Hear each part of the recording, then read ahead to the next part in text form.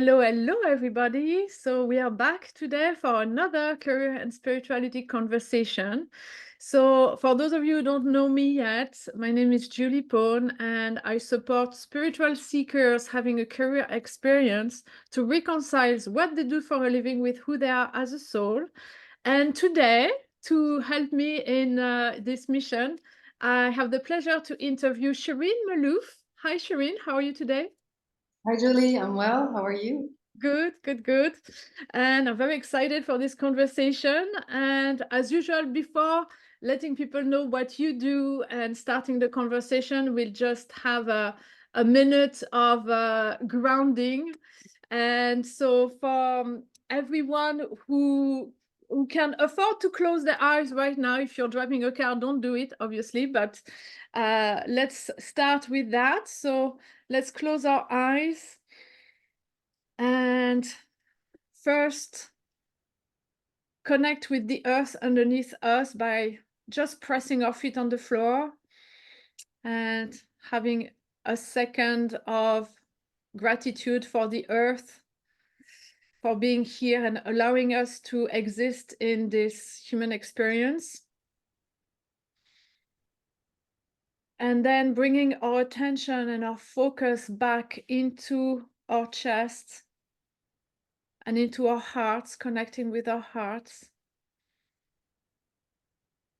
And from there, let's just take a few deep breaths, breathing a little slower and deeper than we usually do. And I will count for us about maybe 5 cycles of breath. So let's do this together, and I'll let you know when we're ready to move on.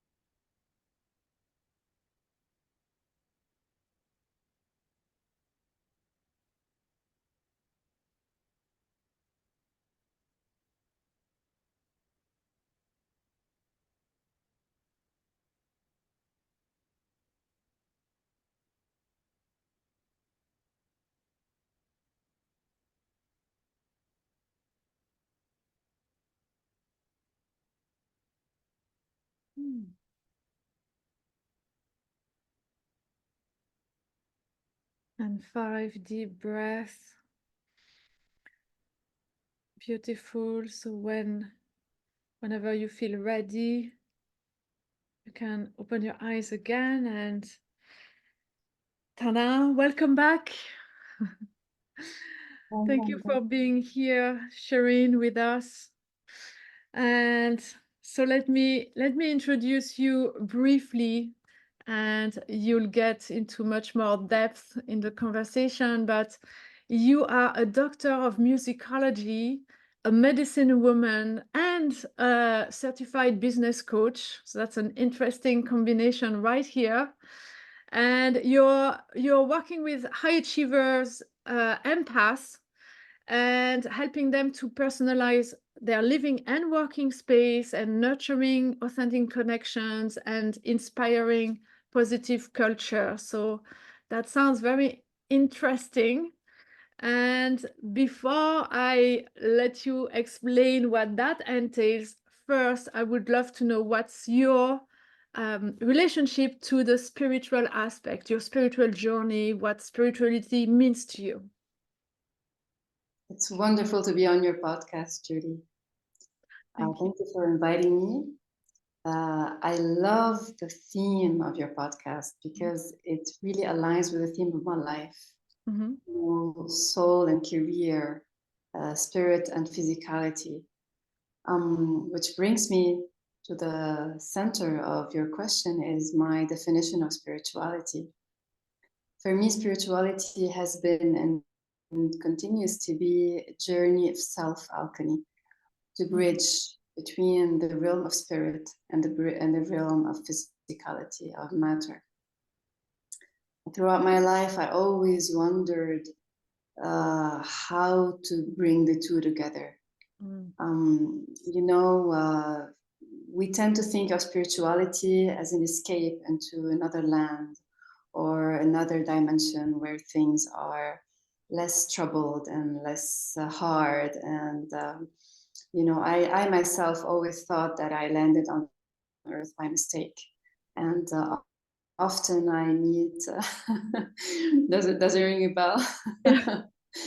I meet, yeah, sensitive people, leaders, empaths that actually say the same thing. Like, you know, we have a hard time living in this harsh world. So we tend to think of spirituality as a runaway on a la la land, or in a, you know, idealized realm where everything is nice and peaceful, which I'm sure exists somewhere, and this is probably where we come from. But I always wondered, like, there must be a reason why we all have a body. There must be a reason why we are in this physicality, in this existence. And though it's hard, there must be a reason that maybe we don't know yet. Yeah. Throughout my journey, that has been like the main motor, the main motivation behind everything that I did. Yeah. My spiritual quest started with music, actually. Music opened the doorway for me because when I was a kid, I used to like music. I used to sing, and then I decided to do music as a career. And basically, music taught me that although sound is inherent in the string, Although sound is? the sound is inherent, is within, it's like in the string. But for us to hear it, for it to be heard, Yeah. we need to attach the string to an instrument, to a soundboard. A string without a soundboard doesn't have a sound. Yeah. So same thing, our spirit, for it to be perceptible in this reality, needs a body, needs a physicality. Yeah. And this is where the alchemy I found lies. Yeah. I Um, got to say something here, because what you said like resonates so much. It's exactly, I couldn't have put it in better words, the way you describe that spirituality, that it's harsh in this world, and for some of us spirituality can feel like an escape, but the whole point is to be in this human experience, and so to merge the two, or to accept that spirituality and matter are the two sides of the same coin for us. So, but I loved how you phrased it. You know, it felt like with that it's what I've, it's like you've expressed my thoughts in a lot more clarity than that I ever achieved so far. You know, that sort of a way. Just I'm wanted to so happy acknowledge it that. resonates. Well, we're all on the same boat, aren't Yeah. we? I Yeah. mean, and it seems like like-minded people are getting together right now, but we really probably have gone through the same challenges. And I charted down like all the trigger points and all the pitfalls, and I wrote them in a quiz that it's on my website. It's about this, like how we live in this inner struggle of being spiritual and not fitting in the matter, whereas the solution is in the alchemy of bringing the two together, and this is the only recipe for peace of heart. Yeah. Yeah. And actually, if I may, because I wanted to say as well, that's something that I loved on your website, this very simple phrase, to cultivate peace of heart in the heart of chaos. That's beautiful. And since you're also a French speaker, I was like, oh my God, she found like a phrase that also translates equally well in French, which I find is difficult sometimes. What works well in English, sometimes, you try to translate it in French and it like, oh, sounds awful, but this one is beautiful for French speakers. Cultiver la paix du cœur au cœur du chaos. That's really, really resonates. Well, I'm very happy you brought this up, Julie, because chaos is actually this Mhm, schism mhm, that we tend to be living in, and it translates into several layers. It can be the schism between the mind and the heart. It could be the schism between the spirit and the body. It can be the schism between what we say and what we do. I mean, it, yeah. it has so many resonances on so many levels. But it's a matter of how we bridge the gap within ourselves between who we truly are at a soul level and how we manifest this in our decision making, in our relationships, in our purpose, in our actions, and so on and so forth. Yeah. I love how you're phrasing this like with such clarity. Yes, I like that. I really like that.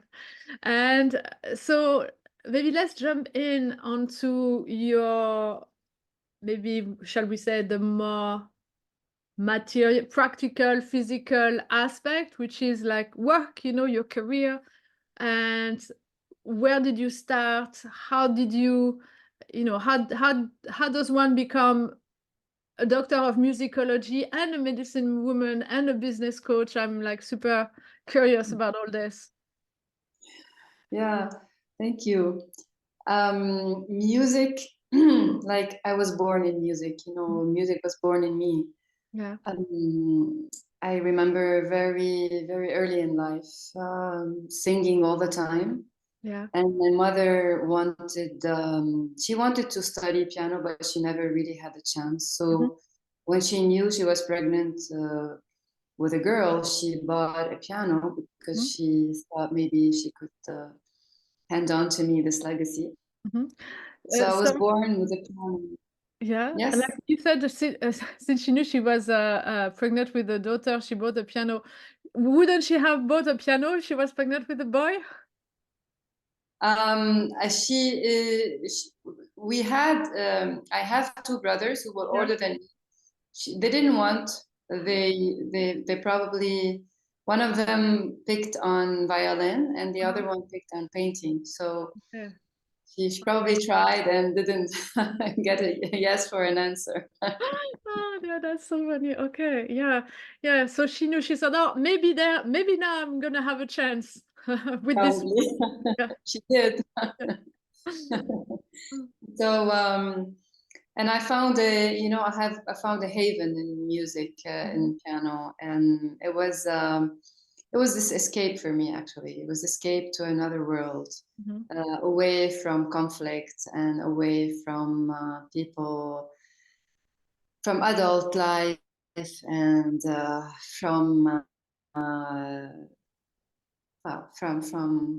being in this world as a sensitive empath. mhm, And I really took music far. I decided to do music as a career. I went to McGill University and I specialized in theory and in performance. mhm, Why I did both? It's because when I got into McGill and they asked me, "Do you want to specialize in theory or in performance?" I said, "I want both." I said, "What? We can't do both." I said, "But you can't divide me. I mean, I can't be either like mental or performing. I'm both at the same time. I need to do both at the same time." And I ended up doing both majors, mhm. majoring in both fields. And after I graduated, McGill changed their program and they created a program that would actually fit both theory and performance at the same time, like a multidisciplinary program. Yeah. It's interesting because my first reaction when you said that is like, why? like, is that what's wrong with the world, that we have to separate, like the practice from the theory, that like it's already there, it feels like a total disconnection. Why would you not want to have to experience, to practice the theory, or to have the experience of, and even just to experience, like having the background, the knowledge is also equally important. I nearly don't get it. Why would it be separate? Well, it goes back to when the discipline of musicology was created back in the 19th century. Uh-huh. And Adler, who wrote this research about the musicology discipline as a discipline, Mhm. he laid out the different curriculum Mhm. as two separate concepts, either theory or performance. So although music is an art, Yeah. but musicology is the science of music. So Oh, it okay. really was more about theory, about analysis, about. So it is understandable, Mhm. although in the process of refining musicology and developing it, it really kind of developed into two separate areas, whether it's theory or practice. Okay. So maybe, And oh, sorry to interrupt. So maybe for the layperson like me, like what's musicology specifically, maybe, as opposed to, when someone is is a musician different than, do we say a musicologist? No, I don't know. Is that such a thing? yeah, Word? musicology is, is music, and Yeah. logos is the Okay. science of music. Okay. So it's basically the academic part of music. You study Okay. history, you study analysis, theory, Mm-hmm. whereas music is the actual art of making music. Okay. Which is actually, your question is very, very interesting, because it really puts the finger on a very important topic. Is a lot of people who play an instrument don't necessarily understand what they're playing, Mm. and some people can explain to you and be a piece of music and be wonderful listeners and not be able to perform a Mm. piece. Um, which brings me actually to another topic, that in many areas other than music, we have this separation. Mm. We can, in management or leadership, the top management, they have the theory of things, but they can't do it. They can't go on the ground and actually do the things that the workers do. And the workers do things that they don't know, the theory of it. So this separation is present in our society on so many levels and in so many disciplines. Mm. And I lived it in music, and oh, I wanted to do the theory of music because I wanted to understand what I was performing, and also being able to perform what I was understanding, Yeah. which got me to do this, to a level of this alchemy between mind and emotions, Yeah. between soul and body. Yeah. And I did a career in music. I performed in international halls. I also was part of a non-governmental organization Yeah. where we carried music, where we performed and taught music in prisons, in refugee camps, in hospitals. It was a way of touching like the human soul through music resonance and through music vibration. Mm. And when you perform, Um, is it piano singing, or what was it? yes, I performed piano solo. I performed piano with orchestra. Okay. I performed piano with chamber music, Mhm. with other instruments. Yes. Mm. music opened a lot of doors for me, you know, in terms of the human being, the understanding of spirituality also, because I always had, sorry, I always had questions about this other realm, this other perception of things. Yeah.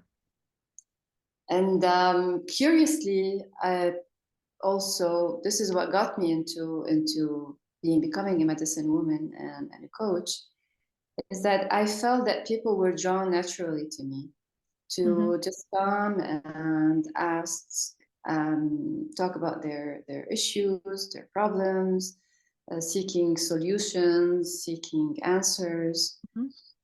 And I found that I had some gifts, some intuitive gifts, healing gifts, and I decided to honor them through also another journey to South America. I worked with Peruvian shamanism, North America as well, and holistic practices, coaching, certifications. So I wanted to kind of cover the discipline from different angles. And it's been now about a decade, and I do one-on-one coaching sessions and healing sessions with mostly sensitive empath and leaders to help them bridge that gap that we just talked about, you know, between their self and self first, like initialize, restore the relationship between themselves, understand who they are at the very deep level, and re-establish that connection, which also help them to re-establish an authentic connection with other people, with their private relationships, work relationships. And curiously, this always leads to awakening in them gifts that they were not aware of, whether they're perceptual gifts, high sensory gifts, leadership skills. So they just wake up and see the world with another pair of glasses and realize that they have this essential vibration in them that needs to be expressed, to be seen, to be heard, to be in action. And they also discover a power that helps them and see better, see clearer in decision making, and in performance, in their corporate performance, whatever it is. I got to say, as you're talking, I got a mental image that makes so much sense. Is, you know, like a string of like a cello or some, you know, instrument that runs through the body, and if it's not vibrating, then what's the use of the instrument?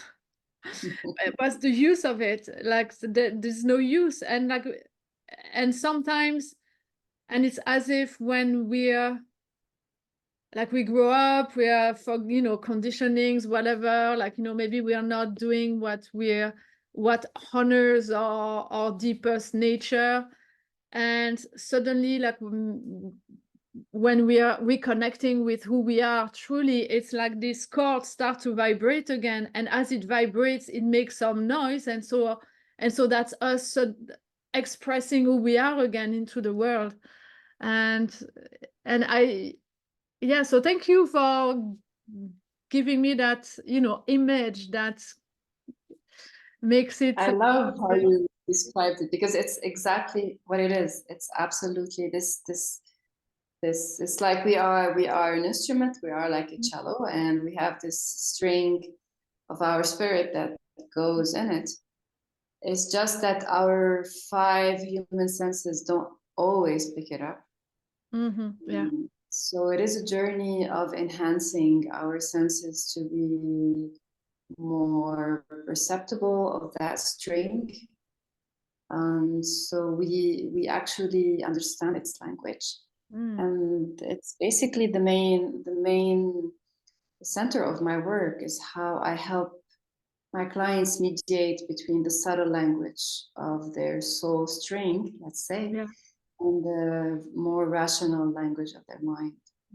It's interesting we said about the five senses that are not so tuned in to it. In a sense, it makes sense that because it like our five senses are outwards directed towards the outside, like to feel what's going on outside of ourselves, like in this illusion of separation that we're living in. And so it's easy to get lost in it through the senses and like believe everything that's outside. And so how in your work, how do you make us more sensitive to then the inside and that string inside? Oh, thank you for bringing that up. That's so wonderful. I love how you break it down. You know, when all the senses are actually all external, like directed externally as you describe it, and we're so disconnected, this is exactly the definition of chaos. And cultivate the peace of heart in the heart of chaos is actually do that journey from being in these external senses directed outwards to refocusing the attention inward, yes, but not inward in the sense that I'm closing up on myself. It's not a closure. It's a redirection of the energy in a different way, of our energy in a different way. Okay. And it's a shift. The shift happens between this external chaos and this internal peace. And the bridging the gap between the noise and the sound, you know, because in music, noise and sound are completely different. They're not the same. Yeah. And noise has a different, let's say, vibrational structure than the sound. We think they maybe they belong to the same category, but they actually do not. Noise creates a sense of stress and a sense of, unwell-being, although whereas sound creates a coherence, a harmony. So it is. Yeah, sorry. Intuitively, noise versus sound, it's like sound would be organized noise, and noise is disorganized sound. Can we say that, or is even on a different scale? Not really, you know, because if you analyze, if you see the waves of the sound and the wave of the noise, it's completely different. Wow. Okay. So, like from a very practical point of view, like in my environment, what's a noise and what's a sound then? Well, this is a noise. Yeah. Let's suppose, and this is a sound. Okay. You know, it's sustainable. There's something about it which is has an equal vibration to it. You know. Okay. Get you. Whereas sound, there's something you said disorganized, which is very, very correct. And you can't organize it. You can't really organize sound. I mean, I can maybe structure it, but you can't turn noise into a sound. It is super interesting because it's exactly that experience that people feel when they go inside. They started to differentiate between the external noise and the internal sound. Okay. Wow. And this for them is what really they go, wow, you know, it's like, okay, it's that uh, becoming aware of that difference between both worlds Yeah. that makes the shift in them. On the sound noise aspect, can we make can we make sound out of noises?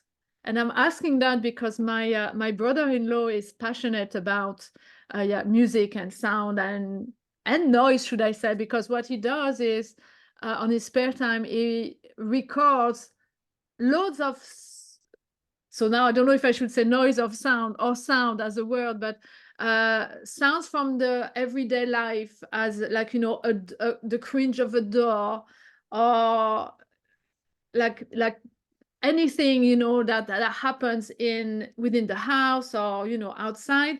And after he, like, you know, he puts it together in a way that's at first hear sound like a little bit of a chaotic music, but then, you know, it grows on you, and like there is a poetry to it, a poetry to it. And so I find it interesting. So what would be, you know, maybe it's a bit of an aparté, but what would be your take on it? Can we actually make music out of noise? Can we make sound out of noise? I'd love to hear his compositions. That would be Yeah. very interesting. Okay. You know, in the 20th century, many composers have been interested in doing these kinds of experiments, Mm-hmm. in composing with different kinds of noises, and today with all the computer possibilities, I'm sure there are so many Mm. perspectives and so many openings Yeah. for that. I'm not very well versed in music composition myself, Yeah. but with computer programs, I think today we can do anything, you know. Yeah, so that's, yeah, that's maybe like opening up a door to yet another, you know, conversation. But yeah, I'll ask him for some, you know, so for some samples, and maybe we can have another discussion. Maybe see what your With take on that. pleasure, Yeah, with pleasure, yeah, pleasure, yeah. pleasure. And around, so there is something. Oh, look, is there anything that, you know, that's important, that's on your heart, that you want to share around this topic of sound and spirituality? Yeah, I'd like to add one thing is that always a critical moment in when the people listen to their inner voice, you Yeah. know, or are able to actually um, become aware of it, Mm-hmm. is a very critical Yeah. shift. I once had a client who really was going through a hard time, and he was sent to me by a colleague, and he was on the verge of suicide, basically. Mm-hmm. And when he arrived, he just sat down and he said, you know, I'm here to tell you that I'm ending my days. I was like, okay, No pressure. what's next for the session? And anyway, just to I the during the session, he was able Mm-hmm. to get in touch with his inner voice, and he understood that his inner voice was not telling him to commit suicide, and that what was telling him to commit suicide was actually external noises that he was picking up Mm-hmm. from his environment. And from that moment, he made the decision to not to go through with the suicide. Oh, So that was a major shift in his life. That awareness of how he heard that sound which is actually the sound of his own spirit, of his own soul.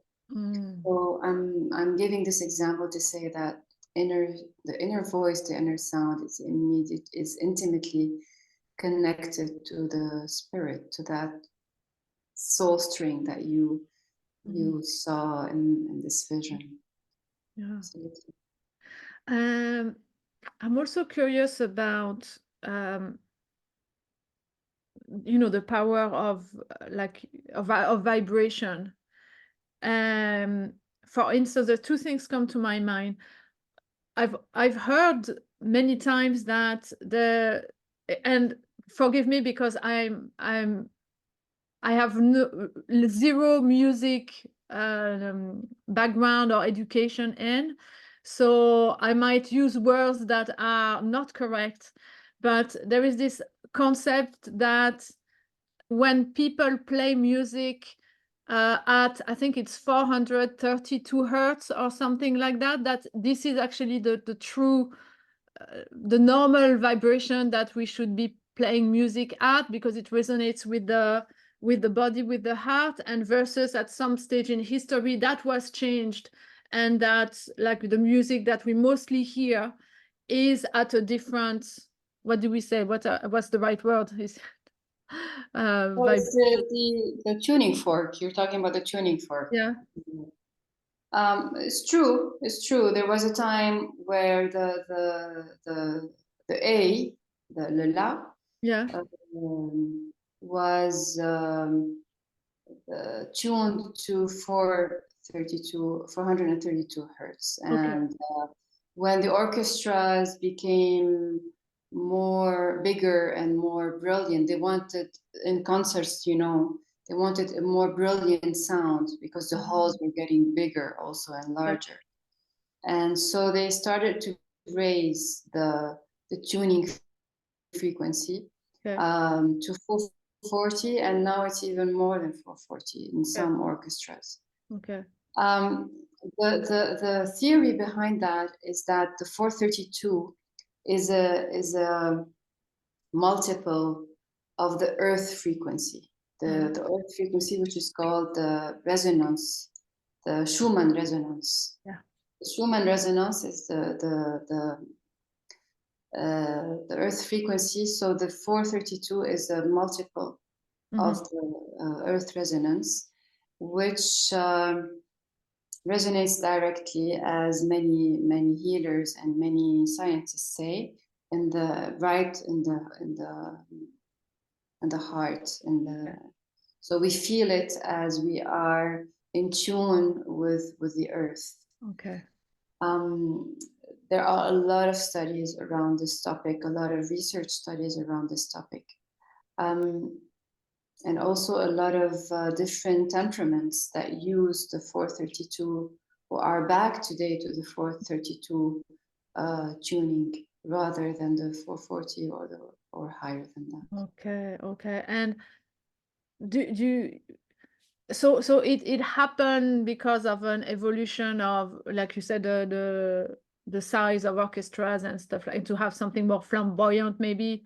So they so it wasn't a nefarious agenda to purposefully get us to listen to music that would disconnect us from uh, from nature, but maybe in a sense it had a little bit of that side effect. Or what's your take on that? What's your impression? Well, I don't think there was an agenda per se, but the very fact that just bigger halls, bigger audience, bigger orchestras, more sophisticated instruments, also the old instruments could not maybe sustain a higher tuning, whereas more modern, more sophisticated instruments can sustain a higher tuning. Yeah, So the different elements just came together yeah. and just happened this way. Mm. Mm, I'm not aware of any agenda. Yeah, yeah. But do you have you know, when you work like yourself first, and when you're working with clients, or um do you feel a difference, like, you know, within the body, or uh, are different vibration achieving different outcomes in well-being or healing process or something like that? Yeah, I don't use sound healing. I Okay. don't use Okay. sound in my Mhm. healing sessions. My sessions are on one to one.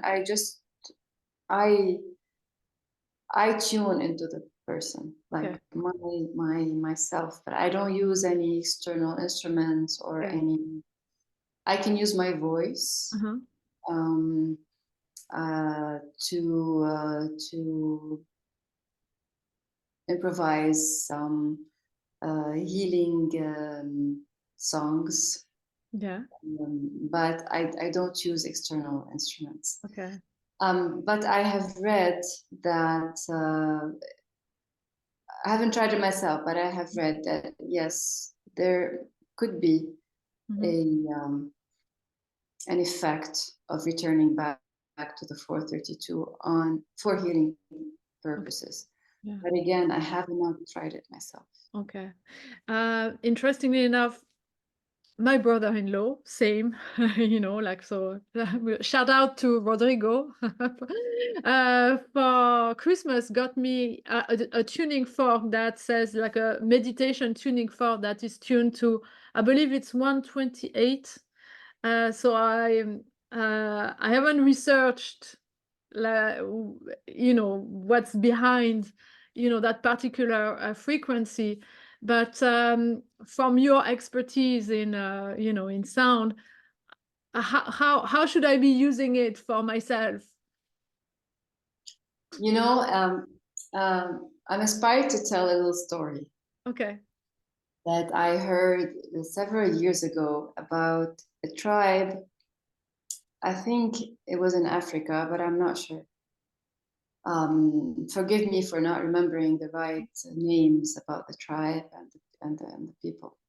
So the story is that when the women get pregnant in that tribe, she goes to the shaman of the tribe, and together they travel in spirit to find the spirit of the child who's going to be born. Mhm. And when once they meet the spirit of the child who wants to be born, the spirit gives them the song. The spirit gives them the song Yeah. of the child to be born. So the shaman and the mother to be, they memorize that song. And when they wake up from their journey, from the spiritual journey, they go and they teach the tribe the song of the baby who's going to be born. Mhm. And when the baby is born, they sing to the baby his or her song. Yeah. And if this person gets sick or goes through difficulties in their years, the tribe always gathers and they sing the song to that person. And they say that singing the song makes the person feel good or cures from illness or whatever. What does this mean? That means that each of us has a sound or has a song, and maybe the journey for us is to find our song and find our sound also. Mhm. So maybe what I'm trying to say is an invitation, like for you to find your own sound and your own tuning fork and maybe your own song, because um, it could be different Yeah. from what exists already, and what maybe suits somebody else may not suit you, and what may suit you may not suit somebody else. Wow. I love that. I love that. Yeah. Beautiful answer. I mean, yeah, that's awesome. Yeah. So yeah, maybe I can use the tuning fork to get me to a neutral, calm space, and then tuning on my internal sound, my internal music. Yeah. And I guess that's the invitation for everyone, right? Absolutely. Yeah. Absolutely. You know, I always have this vision of a world where each person is in touch with their own song, Yeah. with their own chord, with their own vibration. Mm. And that would be a vision of like an orchestra where you have all these players. Yeah. Yeah. Each of them is tuned to their own instrument. And although each instrument is different, they are all playing in harmony. Yeah. Um, and this is the vision that I wrote in my novella, which I published. It's online. It's called Highway 11 to Eternity. Oh, wow. It's the story of a music professor who Mm. dies and who goes to another plane of existence. Yeah. And there he meets the children of the light, and they start talking about music. Yeah. And I describe this vision that if each person on earth just gets in touch with their own song, with their own inner chord or inner soul string, and they just sing their song, we will be amazed of how all of us can be in harmony. Yeah. It's just it will be a natural process. Mm. The reason chaos exists is that we're not in touch with our own string. Yeah. So it's an evidence that we are prone to receiving influences from external noises, external vibrations, external agendas, whatever. Yeah. So Yeah. I love that about if we're all tuning to our own instrument, we're gonna play in harmony. And what it reminds me is something that a very good friend of mine, John, shout out to him too, who's a musician, was telling me about the level of listening. I'd say what's the word? Astute, is that a word? Of mhm, very, very high level of listening, like awareness of the others players, the other musicians, and listening to each other. And in a way what you're saying makes me think of that as in, like, that's also missing in the world. I'm going to say right now, but maybe it's always been missing, I don't know. And that's something, having our own voice but also listening to each other voices. So that's a beautiful metaphor for that too. absolutely. But the moment we listen to our own voices, we Mhm. already open the door to listening to other people. Mhm. Yeah, The first relationship is with our own self. So yeah, the moment we can listen to ourselves, we already are able to listen to somebody else. yeah, Yeah, yeah. Which so the flip side is that we are listening impaired for others because we are not tuned into ourselves enough too. So I guess um absolutely. yeah, yeah. Absolutely. I mean, it's like we're in the same room, Hmm. but there's a radio with a lot of noise that has a high volume all the time. I mean, I cannot listen to you and you cannot listen to me. I mean, there's so much noise between us. Yeah, yeah, So the moment we turn the radio off and I listen to you and you listen to me, then there's no more problem. yeah. And so maybe moving away a little bit from the sound topic, there's something else that I'm interested about because you're working with what you call high achiever empath. But like the word empath, which so what's an empath? How does someone are there maybe people who are struggling in life who don't know they are empaths? So maybe can we talk a little bit about that? Oh, I'm so happy you Yeah. brought this up because when I wanted to, you know, start to write my LinkedIn profile, I always said, but empaths don't know they're empath. How am I gonna write? Because if somebody reads it and he doesn't know they're an empath, it doesn't mean anything to them. Mm-hmm. And that has been my own struggle. I didn't know I was an empath, and most people who have a gift don't know they have a gift, you know. Mm-hmm. And many times we wake up to our gifts from the negative side because we bear the negative consequences of the gift before we realize that it's actually a gift. Yeah. So what does that mean? It means like for an empath who doesn't know they're an empath, it's like how do you say this in English? Is éponge Sponge. hmm? A sponge. A sponge. Yes, a Yeah. sponge. We are like taking on the feelings, the energies of other people, Mm-hmm.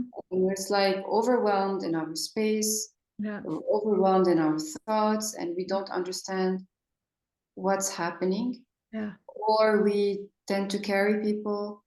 We think we're responsible for other people's happiness, responsible for other people's joy, Yeah. success, whatever, and so on and so forth. What does that mean is we end up with little space or no space, Yeah. basically, with no resources or capacity, Mm-hmm. with no time Yeah. for us, and with no more energy to take care of who we are and what we are here to do. Um, and we're always aching. We have a heartache Mm-hmm. in our relationships with other people, and we don't know why. Yeah. At least that has been my experience. Mm-hmm. Um, and so we think we're here by mistake on earth. We're Yeah. suffering so much, and we just want to go back wherever we came from. It's so painful. It's so excruciating to be like an open wound all the time. Until one day we realize that, hey, maybe this is a gift. But how do I take care of this gift? How do I manage this gift? And how do I learn to put it into practice for the service of myself and for others and for the world? And this is where the journey starts. But for LinkedIn or for other social media, I mean, how to describe, I couldn't find another formula. Yeah. Um, until, well, if I find another one, I'll let you know. And if you find another one, you let me know. Yeah. Yeah. Um, but are we not all, are not all humans empaths in a way? And is that not built in into us, and that maybe some people suppress it very early on and they carry on with life in a different way, and like others don't? Like, I don't know. I've no conception of it. It's just I'm genuinely saying what going You to my head. know, even if we genuinely want to suppress it, Yeah. it's not suppressible. Okay. That's been my experience. Mm. We can deny it, Yeah. but it still is there. It still functions maybe um, unconsciously, like we're not conscious of how it's functioning. So better for us to be conscious of it functioning than being unconscious of how it functions, because otherwise we're gonna have, it's like a house that you're not aware of, and then all of a sudden you have all your neighbors and all your friends in the house, and you're out of the house, Yeah. Okay. but Mhm. it's your house. So it's better to be aware that this is my house, and let's own it, and then I can decide what to do with it. Yeah. Um, being an empath is a great gift. If but it really, in my experience, it actually is an invitation for awakening, nurturing, and expanding the five senses that we talked about to more higher sensory senses, let's say, like hear but hear differently, see but see differently, touch but touch differently, sense and sense differently. It's like our heightened senses give us the opportunity to really expand our consciousness to the confines of this empathy, or empath skills.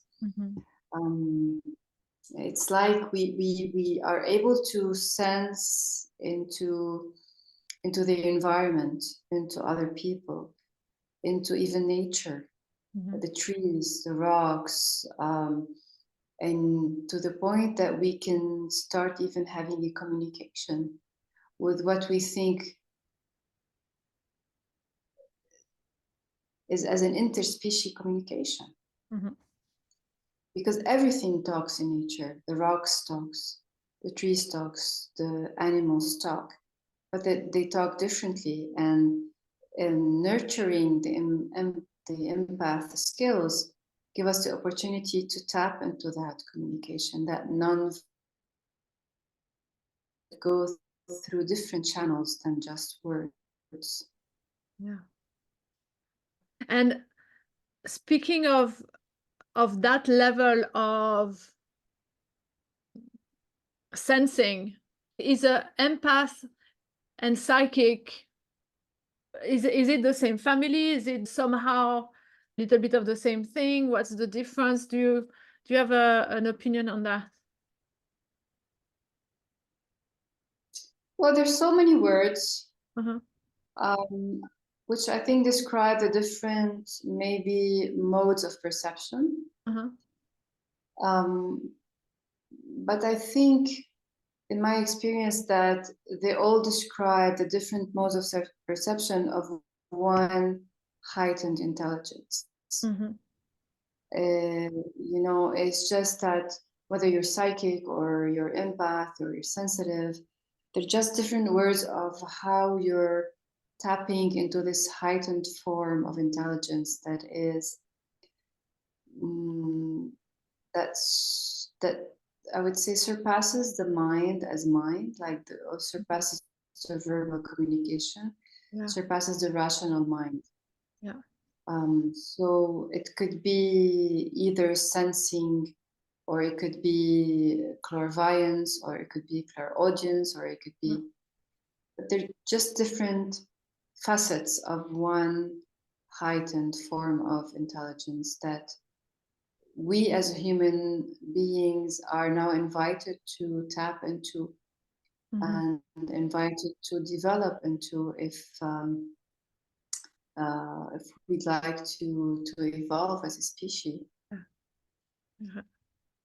Yeah, totally agree. Yeah, we're going that direction of across the board, much heightened sensitivity.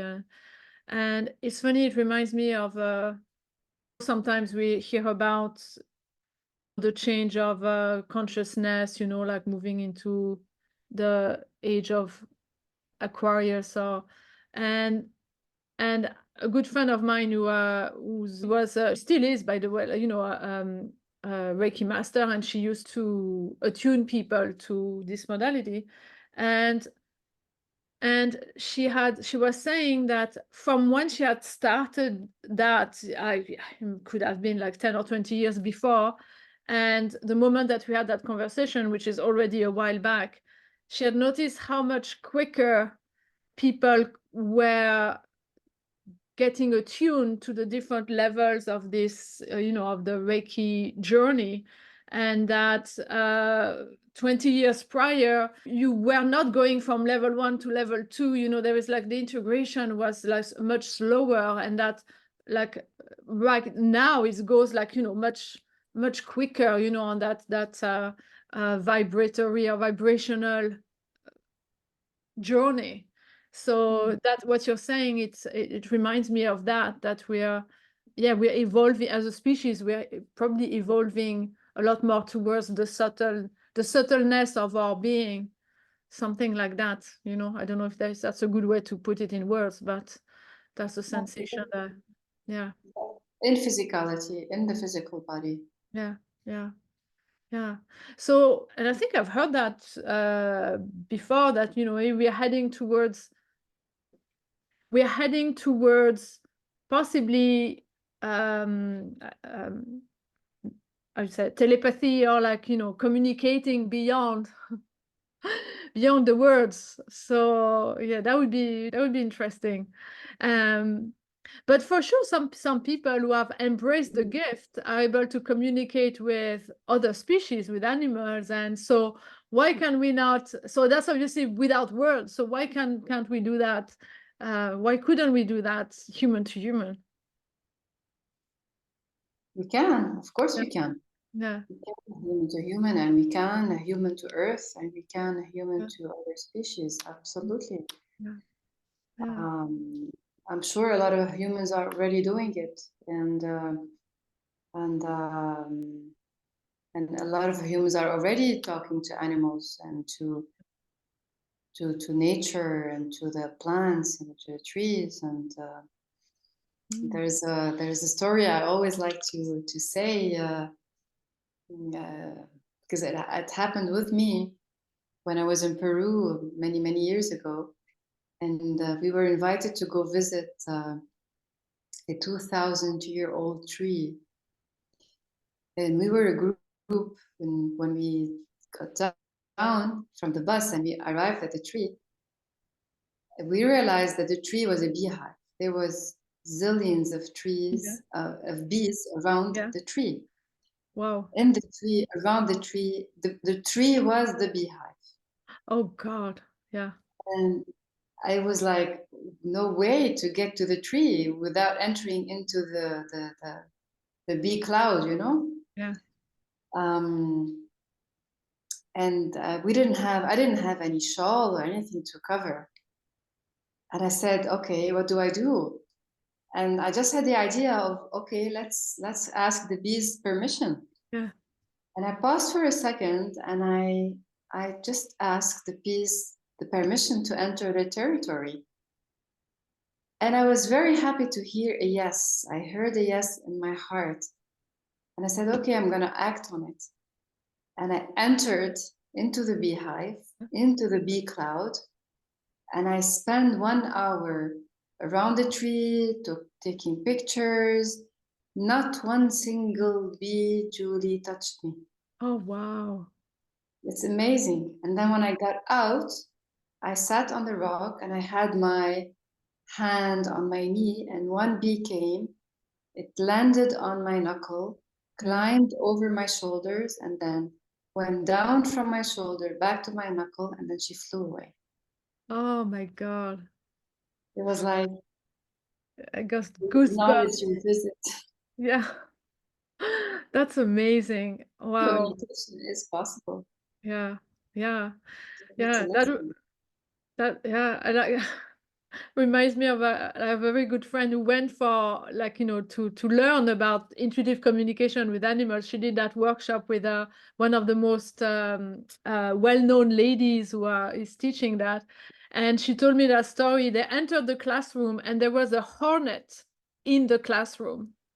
Like, you know, these, you know, that are can be lethal. And she said, like, this lady, I can't remember the name of that woman, but she, like, you know, she demonstrated the skill straight away, entered the classroom, entered in communication with the hornet. The hornet came and landed on her hand, and she petted it, and then it flew away. And I'm like, oh my. So that's yeah, it's absolutely doable. I'm tempted to say, don't try this at home. I wouldn't try it at home, um, but yeah, certainly it's we're capable. We have to get, you know, like hone in on the skills. So yeah, that's a beautiful story. Thank you for sharing that, because that really illustrates Mhm. So like if you were to summarize what's an empath and what's an empath, what are the gifts of an empath? What would you say?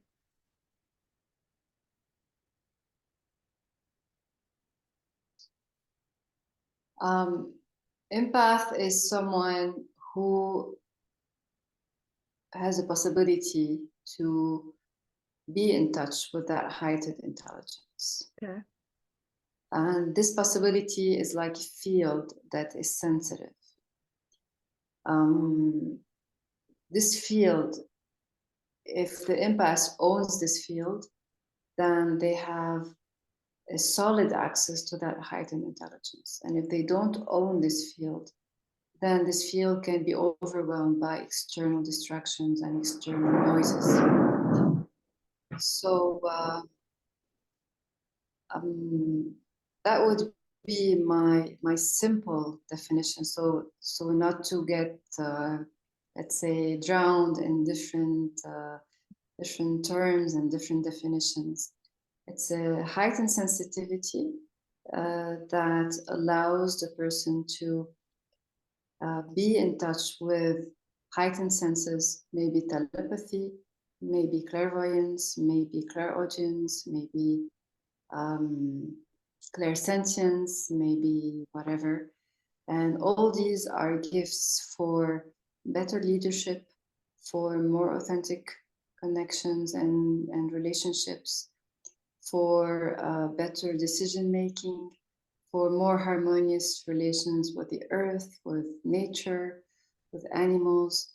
These are valuable gifts that can be developed and are precious for our species and for our leadership and stewards of Mother Earth.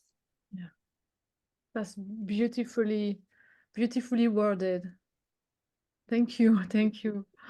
And so, is there something that I haven't asked you, that you would want to answer, basically, or that you want to address, of some parting words? I think we've covered a lot of topics, and I'm very happy with that. And especially the fact that all the topics kind of are an invitation for people to tap into their own spirit and see how they can integrate the clarity, the focus, and the strength of who they are into their physical reality, into their working life and personal life.